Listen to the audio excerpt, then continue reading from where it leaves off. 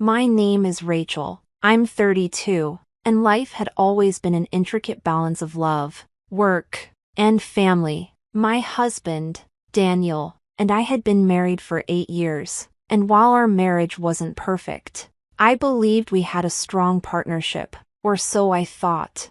Daniel had a 14-year-old son, Jack, from his previous marriage. When I met Jack, he was a shy, polite boy who slowly warmed up to me over time. I treated him like my own child, helping with his homework, attending his soccer games, and even creating his favorite meals on the weekends. Despite my efforts, there were moments when Jack would remind me I wasn't his real mom. I brushed it off, chalking it up to teenage angst.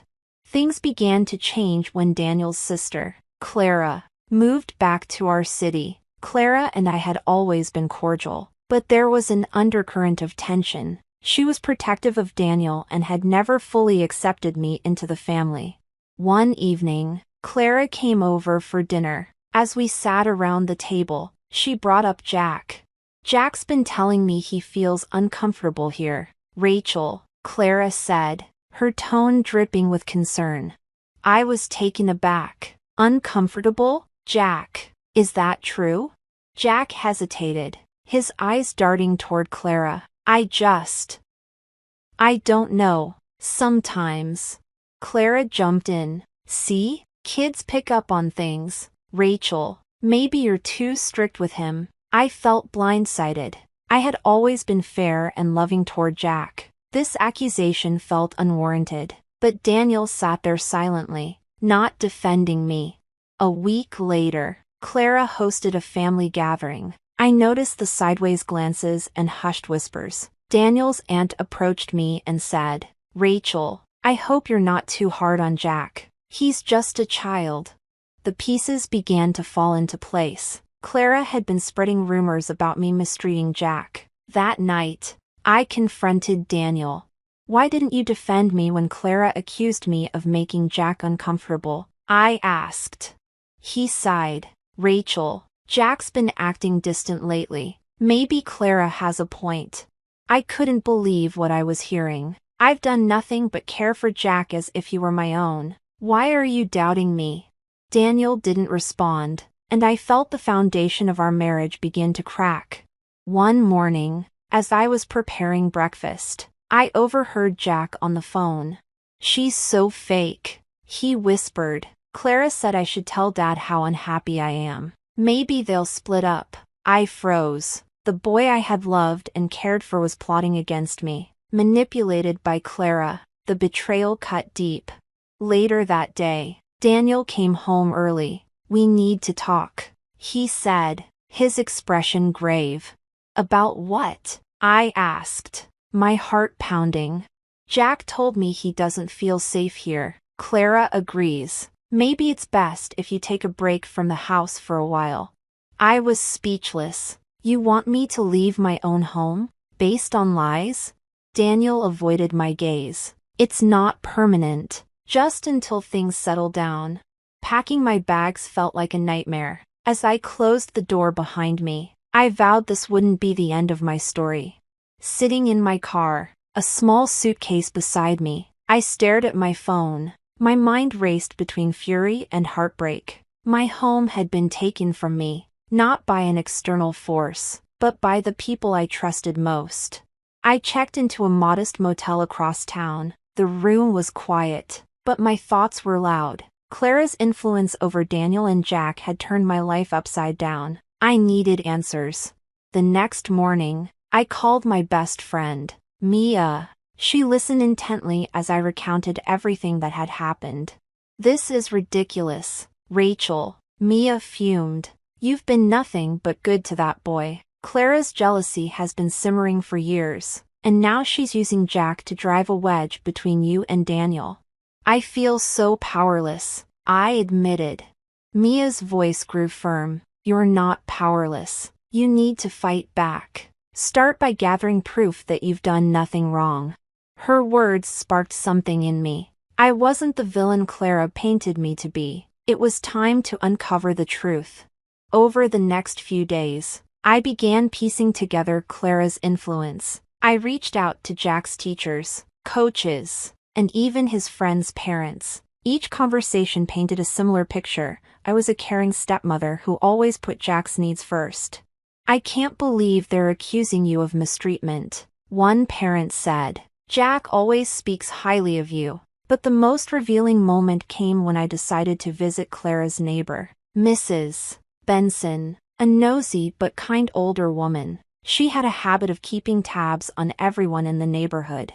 "Oh, Clara?" Mrs. Benson chuckled when I mentioned her name. "She's always meddling. I overheard her telling her friend about a plan to protect Jack from you. Sounded like nonsense to me." Clara's manipulation wasn't just a hunch, it was real. I decided to meet Jack after school. He seemed surprised to see me but agreed to talk. "Jack, I need to ask you something," I said gently. "Do you really feel unsafe with me? Or is someone telling you to say that?" Jack looked uncomfortable, his gaze shifting away. I don't know. Clara said you might be trying to replace my mom." My heart ached. "Jack, I would never try to replace your mom. I care about you because you're part of our family. Clara is wrong to put these ideas in your head." He didn't respond, but his silence spoke volumes. Clara's influence wasn't just about me, it was about creating doubt in Jack's mind. Armed with the evidence I had gathered, I decided to confront Daniel. I invited him to meet me at a coffee shop. "Rachel, what is this about?" he asked, his tone weary. I placed a stack of papers on the table, testimonies from teachers, neighbors, and even screenshots of Clara's social media posts subtly undermining me. "This is about the lies that have destroyed our home," I said firmly. Daniel hesitated as he flipped through the pages. "I didn't know," he began. "Because you didn't want to know," I interrupted. "You let Clara manipulate you and Jack, and you didn't even question it." The weight of my words seemed to hit him. "I'll talk to Clara," he said. "Talking isn't enough," I said, my voice breaking. "You need to decide where your loyalty lies, with the truth or with Clara's lies." The days following my confrontation with Daniel were nerve-wracking. I had laid everything bare, but his inaction spoke volumes. He avoided my calls, and Jack's texts grew sporadic. It felt like I was screaming into a void. But I wasn't ready to give up. Clara's lies couldn't go unchecked. If Daniel wouldn't stand up for me, I'd fight for myself. One afternoon, Mia called, her voice laced with urgency. "Rachel, you won't believe what I found," she said. "Clara's been bragging about her success to her friends. She thinks she's won." Mia sent me screenshots of Clara's messages in a private group chat. Her words were venomous. I told Daniel exactly what he needed to hear. "Rachel will be out for good soon. Jack finally sees her for who she is." I made sure of that. My blood boiled. Clara wasn't just meddling, she was orchestrating an all-out campaign to ruin me. I decided it was time to confront Clara directly. I drove to her house, my hands trembling with a mix of anger and determination. She opened the door, her expression smug. "Rachel," she said coolly, "what brings you here?" "Cut the act, Clara," I snapped. "I know what you've been doing. You've poisoned Jack against me and manipulated Daniel. And now, I have proof." Clara's smile faltered for a moment before she crossed her arms. "Proof? Of what?" "I'm just protecting my nephew from someone who clearly doesn't belong in his life." Her words stung, but I held my ground. "This isn't about Jack. This is about your jealousy and your inability to let go of control. You're hurting him more than you're helping." Clara's face turned red with anger. "Get off my property," she hissed. "You have no idea what you're talking about." But I did. And now, I had the evidence to back it up. After leaving Clara's house, I reached out to Jack's therapist, Dr. Harris. "I've been hesitant to intervene," Dr. Harris admitted, "but it's clear Jack is caught in the middle of a toxic situation. He's confused and being influenced by conflicting narratives." Dr. Harris agreed to facilitate a family session, including Clara. It was a long shot, but I hoped it would force her to face the damage she had caused. The session was tense from the start. Clara arrived with an air of superiority, while Daniel looked uncomfortable. Jack sat quietly, avoiding my gaze. Dr. Harris began gently. We're here to create a space for honesty and healing. Let's start by discussing Jack's feelings. Jack hesitated before speaking. I don't know what to think, he said. Clara says one thing, but I remember when Rachel helped me with my school project and took me to the park when I was sad. My heart swelled at his words, but Clara quickly cut in. Jack, don't forget how she's tried to replace your mother. Enough, Clara, I said, my voice firm. This isn't about replacing anyone. It's about creating a family where everyone feels safe and loved. Dr. Harris turned to Clara. Your influence on Jack is undeniable, but it's important to consider how your actions might be impacting him negatively. For the first time, Clara looked uncertain. The session ended with no clear resolution, but the cracks in Clara's facade were starting to show. Later that evening, Daniel called me. I've been blind, he admitted. Clara's been manipulating all of us. I should have stood up for you. I wanted to believe him, but trust wasn't something that could be rebuilt overnight. Actions speak louder than words. Daniel, I said, if you want to fix this, you need to show me, and Jack, that you're committed to the truth.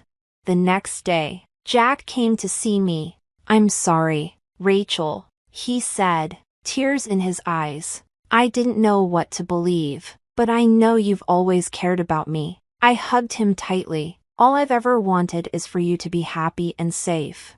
As for Clara, her influence began to wane. Daniel set firm boundaries, and Jack started therapy on his own to process everything. Life didn't immediately return to normal after the family therapy session, but it felt like a fog was lifting. For the first time in months, I could see a path forward, not just for me, but for all of us. Clara's manipulations didn't go unnoticed after the session. Daniel started addressing her behavior directly, finally acknowledging how her meddling had hurt our family. He limited her visits with Jack and made it clear that her interference was no longer welcome. Jack needs stability, he told her firmly during a follow-up meeting facilitated by Dr. Harris. Your intentions might have been good, but your actions have caused nothing but harm. From now on, Rachel and I are making decisions for Jack, together.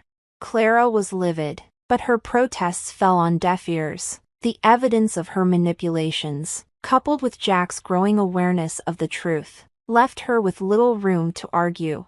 Jack and I slowly rebuilt our bond. It wasn't easy, trust takes time to restore, but we found joy in the small moments. Movie nights, trips to the park, and quiet conversations about his favorite books became the foundation of our renewed relationship. Daniel worked hard to make amends, too. He attended therapy sessions with Jack and me, where we discussed everything from his initial doubts to the importance of standing united as a family.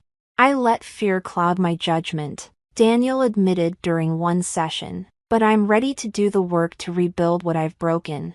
Months later, our family looked different, but stronger. Clara no longer had the influence she once wielded, and Jack had flourished with the consistency and love he deserved. One sunny Saturday, as we sat in the backyard, Jack turned to me with a shy smile. Rachel, thank you for not giving up on me. I blinked back tears. I'll never give up on you, Jack. We're family, no matter what. Daniel reached for my hand. This is just the beginning for us, he said. And he was right. The road had been rough, but we had emerged on the other side, together.